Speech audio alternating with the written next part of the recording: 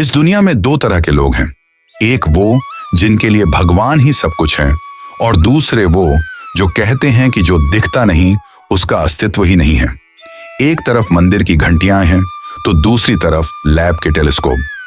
लेकिन क्या आपने कभी सोचा है कि अगर भगवान सिर्फ एक कल्पना है तो दुनिया के हर कोने में इंसान किसी अनजानी शक्ति को क्यों खोज रहा है?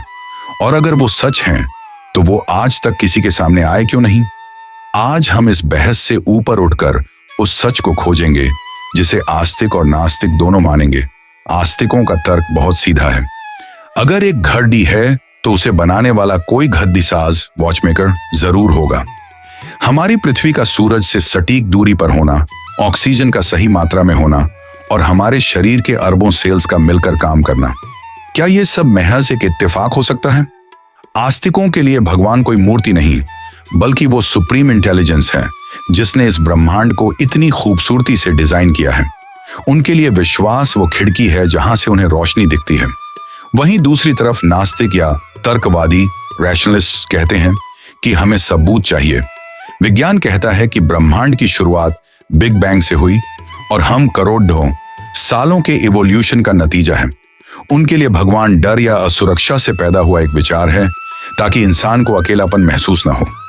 नास्तिकों का मानना है कि नैतिकता, मोरालिटी के लिए किसी भगवान की जरूरत नहीं बल्कि एक इंसान का दूसरे इंसान के प्रति प्रेम ही काफी है। वे सवाल पूछते हैं, अगर भगवान है तो दुनिया में दुख और अन्याय क्यों है? हैरानी की बात यह है कि जब हम गहराई में जाते हैं तो धर्म और विज्ञान एक ही बात कहते हैं। विज्ञान कहता है ऊर्जा, एनर्जी को न तो पैदा किया जा सकता है न तो नष्ट किया जा सकता है।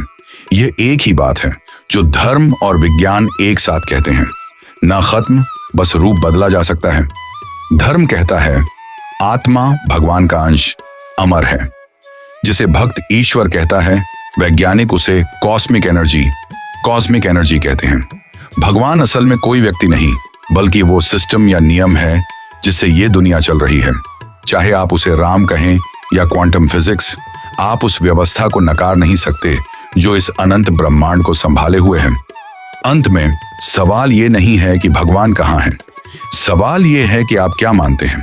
अगर भगवान को मानने से आपको शांति और सही रास्ते पर चलने की हिम्मत मिलती है तो वो आपके लिए सच है, और अगर उन्हें न मानकर आप अपनी मेहनत और विज्ञान पर भरोसा करते हैं तो वो आपकी सच्चाई है। शायद भगवान कोई बहस का मुद्दा नहीं बल्कि एक व्यक्तिगत अनुभव है।